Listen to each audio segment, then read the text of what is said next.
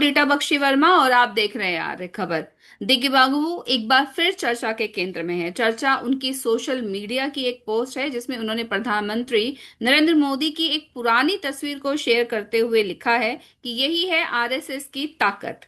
इस पोस्ट में प्रधानमंत्री नरेंद्र मोदी आडवाणी के पैरों के पास बैठे दिखाई दे रहे हैं। इस पोस्ट में दिग्विजय सिंह लिखते हैं कि इसे संगठन की ताकत ही कहा जा सकता है, जिसमें निचले पायदान पर बैठा व्यक्ति ही प्रधानमंत्री की कुर्सी तक पहुंच पाया। क्या है इस पोस्ट के राजनीतिक मायने? इस मुद्दे पर ठीक है। बात करने के लिए हमारे साथ है वरिष्ठ पत्रकार शंभू भद्र जी। शंभू भद्र जी, आपका आर्य खबर में बहुत बहुत स्वागत है। सबसे पहला नमस्कार। सवाल तो जी, सबसे पहला सवाल तो यही है कि 2026 में दिग्विजय सिंह का राज्यसभा का कार्यकाल समाप्त हो रहा है। क्या ये इसी वजह से इनके बागी तेवर है? देखिए, दिग्विजय सिंह की जो राजनीति है उसको अगर आप ध्यान से देखेंगे तो निश्चित रूप से जो टाइमिंग है, पॉलिटिक्स में जो टाइमिंग का बड़ा इम्पोर्टेंट है। तो जो टाइमिंग है वो निश्चित रूप से उनका राज्यसभा का कार्यकाल खत्म हो रहा है और अगली पारी के लिए बैटिंग की तैयारी में है। मध्य प्रदेश में इस वक्त अगर सिचुएशन देखेंगे कांग्रेस की तो खास करके जीतू पटवारी जो अध्यक्ष हैं और जो विधानसभा के नेता हैं, दोनों ही दिग्विजय के विरोधी है।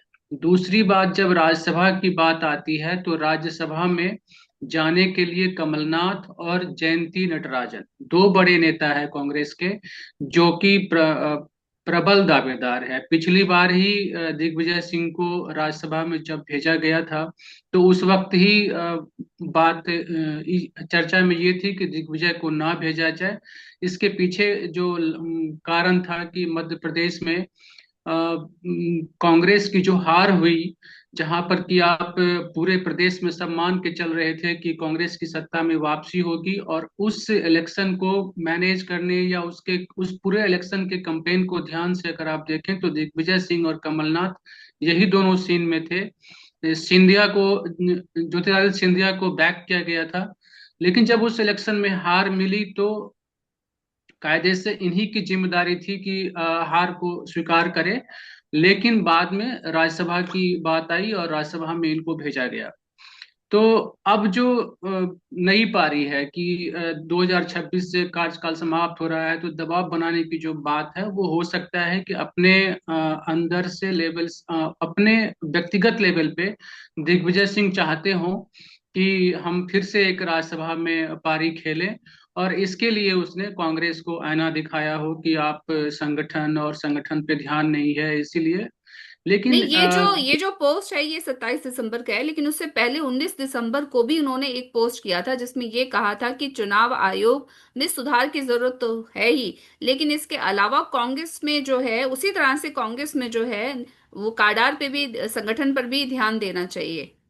और ये ये दोनों ही पोस्ट मैंने देखे हैं, जो 19 के पोस्ट हैं वो भी देखे हैं, जो 27 के पोस्ट हैं वो भी देखे हैं।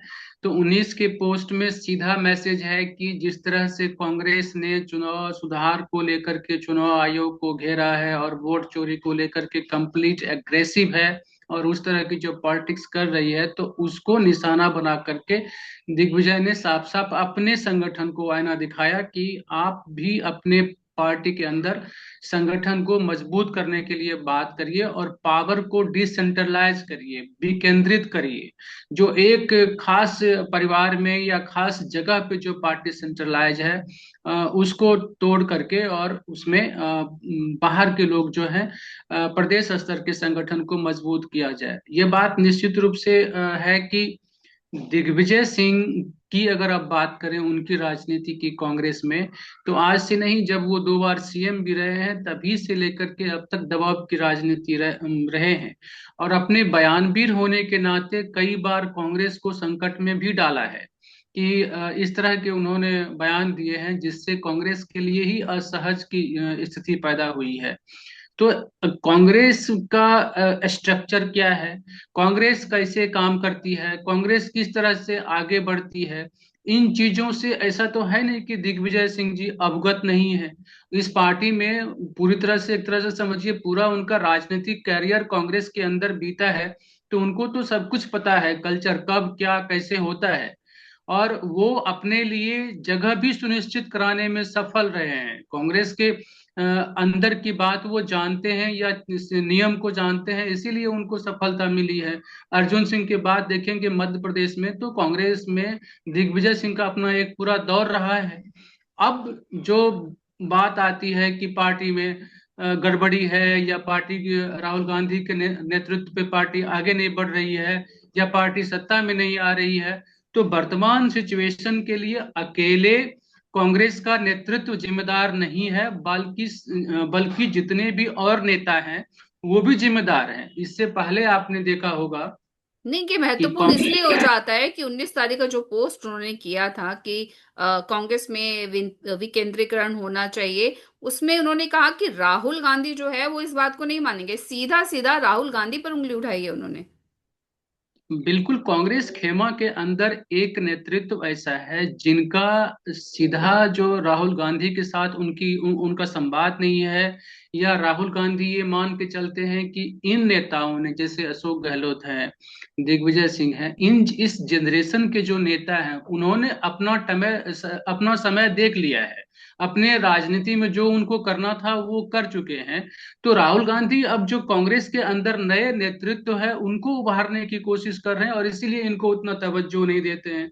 ये लोग नेता जो हैं ये चाहते हैं कि जब तक हम जीवित रहें तब तक हमारे पक्ष में ही कुछ ना कुछ रहे, और इस कारण से राहुल गांधी के साथ या उनके टीम के साथ जुड़ाव नहीं होने के कारण से एक पार्टी के अंदर में असहजता भी पैदा करते हैं कि लोगों का ध्यान जाए।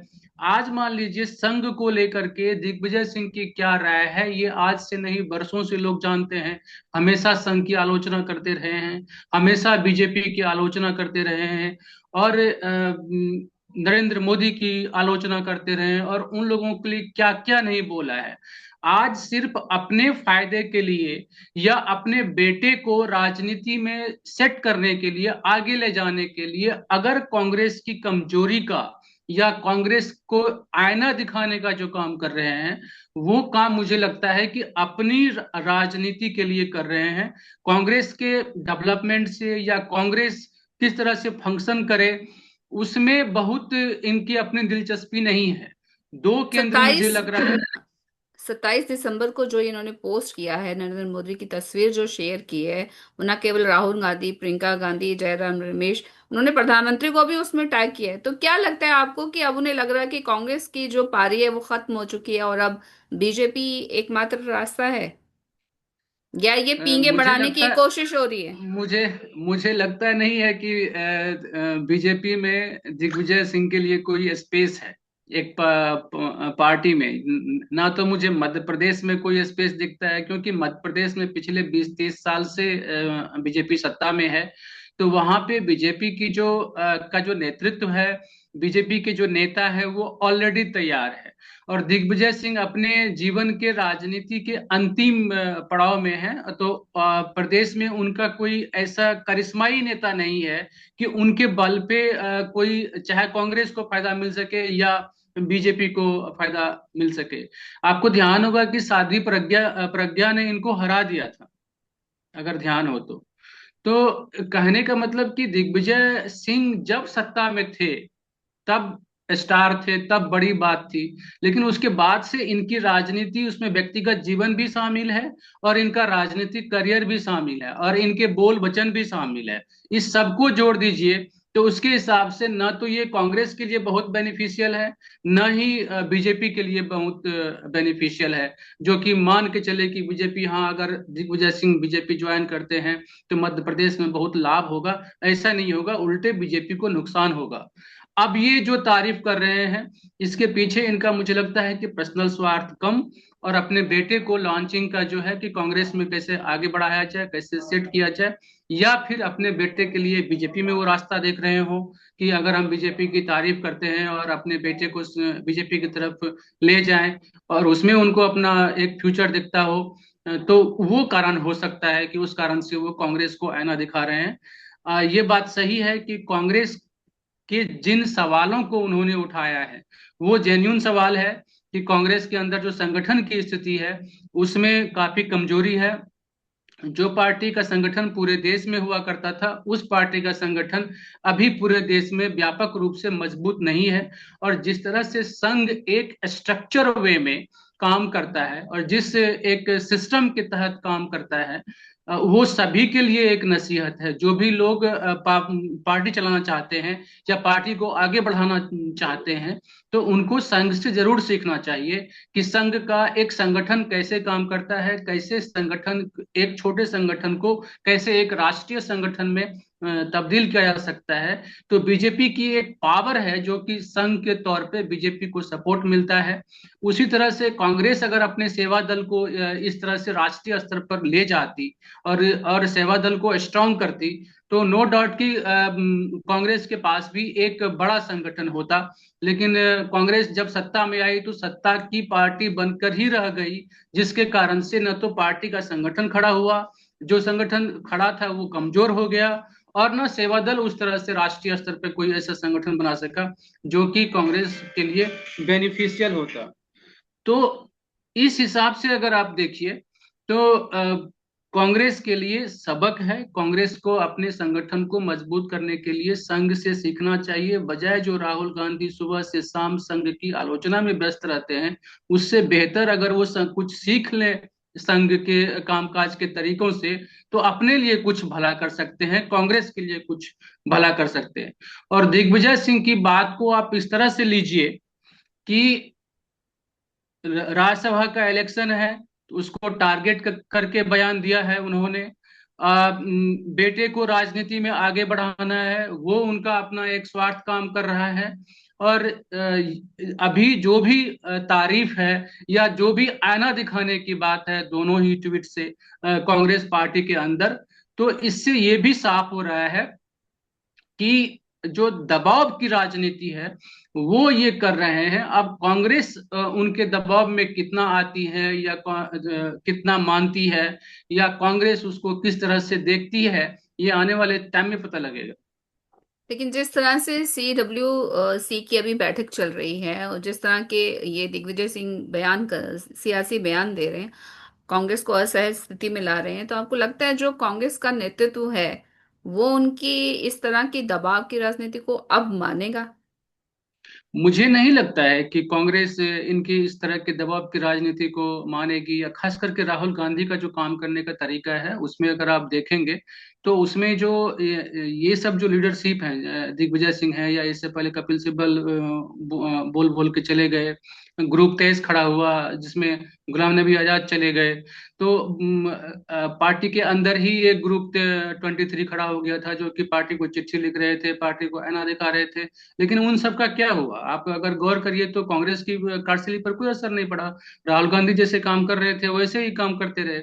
और ये बात सही है कि कांग्रेस के अंदर एक विचारधारा है या मंथन है, जिनको लगता है कि राहुल गांधी के कारण से सत्ता इस देश में नहीं आ सकती है, तो प्रियंका गांधी को आगे बढ़ाया जाए। और परिवार के प्रति सबकी पार्टी के छोटे बड़े सब नेता की एक आस्था बनी रहती है, तो वो सोचते हैं कि प्रियंका गांधी अगर आएंगे तो काम तो होगा। कांग्रेस नेतृत्व का एक ये भी तरीका है कि जो पुराने और नेता हो चुके हैं जिन्हें कांग्रेस अब नहीं चाहती या नेतृत्व नहीं चाहता है, वो पहले उन्हें अप्रासंगिक बना दे और उसके बाद उन्हें चलता कर दे, या वो खुद ही निकल जाए, क्योंकि खुद ही जा रहे हैं ना। आप बिल्कुल सही बात कर रहे हैं। आपकी कांग्रेस के जो काम करने के तरीके हैं, उस तरीके में अगर आप देखेंगे तो जो इस तरह के नेता हैं, इन नेताओं के लिए अब बहुत स्कोप नहीं है। कांग्रेस आगे बढ़ना चाहती है, नए एजेंडे के साथ आगे बढ़ना चाहती है।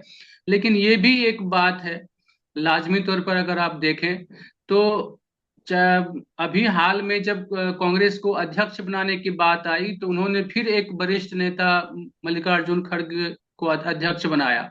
और जिसके वजह से क्या हुआ कि लगा कि जो शशि थरूर जैसे नेता जो पार्टी के अध्यक्ष के दौड़ में थे, उनको सफलता नहीं मिली पार्टी के अंदर, और एक ओल्ड ब्रिगेड को मौका मिला। तो उस हिसाब से अगर आप देखेंगे तो कांग्रेस ये मान के चलती है कि जो कांग्रेस परिवार के अंदर जिनकी आस्था है, चाहे उनका उम्र कुछ भी हो, ऐसे नेता को बढ़ावा दिया जाए और ऐसे नेता को ही आगे बढ़ाया जाए।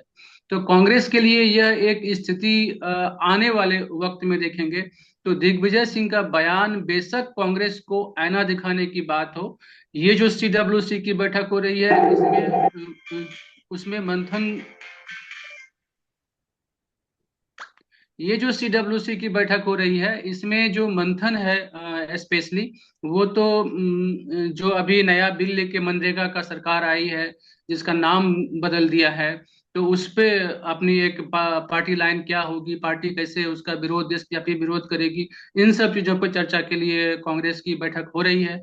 और नो डाउट इस बैठक के जरिए कांग्रेस का जो पुनरुद्धार कहिए कि कांग्रेस को कैसे आगे बढ़ाया जाए, कैसे उसमें एजेंडे तय किए जाए, वो चीज हो। और इसको लेकर के जब बिहार चुनाव में कांग्रेस को हार मिली, आगे बंगाल में चुनाव है उस पे भी बात होगी। तो इन सब चीजों को अगर गौर से देखा जाए तो कांग्रेस के अंदर ही कई तरह के मतलब वैचारिक सेगमेंट है जो कि अलग अलग तरीके से कांग्रेस पे दबाव डालते हैं कि आप ये करिए वो करिए। और कांग्रेस जो मुद्दे उठा रही है, खास के वोट चोरी और तमाम इस तरह के मुद्दे, उसका कोई जनता पे बहुत प्रभाव नहीं दिख रहा है, जिससे पार्टी नेताओं में लगता है कि इस तरह के मुद्दों से कांग्रेस को जीत नहीं मिलने वाली है। जिस तरह से आप बता रहे थे कि जो दिग्विजय सिंह हैं वो जिस तरह की अभी सियासी बयानबाजी कर रहे हैं, वो अपने खुद के लिए नहीं कर रहे हैं, अपने बेटे के लिए कर रहे हैं। तो आपको कहीं लगता है कि जो दिग्विजय सिंह हैं उनके जो बेटे हैं उनको बीजेपी में एंट्री मिल सकती है? बीजेपी में बेटे को अगर वो चाहे तो एंट्री मिल सकती है, क्योंकि जो उनका बेल्ट है उस बेल्ट में उनकी पकड़ भी मजबूत है। तो बेटे को एंट्री मिल सकती है, और उससे बीजेपी के जो नेतृत्व है, खास करके जैसे शिवराज सिंह चौहान है, या अभी मान लीजिए मोहन यादव को कमान दी गई है। बड़े नेता वहां पे जो भी नरोत्तम मिश्रा है, तोमर सिंह है, नरेंद्र सिंह तोमर हैं, तो ऐसे जितने भी बड़े नेता मध्य प्रदेश के हैं उन नेता में देखेंगे तो इनके बेटे अगर आते हैं तो उनको बीजेपी के सेटअप में कोई प्रॉब्लम नहीं होने वाली है, उस तरह की कोई बात नहीं होगी। हाँ, बीजेपी में एक प्लस पॉइंट हो जाएगा कि ठीक है एक नेता और आ गए। लेकिन दिग्विजय सिंह के लिए मुझे नहीं लगता कि कांग्रेस में या बीजेपी, कांग्रेस में तो है ही, बीजेपी में कोई स्पेस है, ऐसा मुझे कोई दिखता नहीं है। बिल्कुल, जिस तरह से सीडब्ल्यूसी की बैठक के दौरान दिग्विजय सिंह अपनी बयानबाजी से कांग्रेस नेतृत्व को आईना दिखा रहे हैं या दिखा रहे हैं, उनसे सियासी भूचाल तो ला ही दिया है। लेकिन ये भी बता दिया है कि कांग्रेस नेतृत्व में सब कुछ ठीक नहीं है। पर क्या होगा दिग्विजय सिंह का अगला कदम, ये तो आने वाला वक्त ही बताएगा। इस पूरे मुद्दे पर हमसे बात करने के लिए आपका बहुत बहुत धन्यवाद।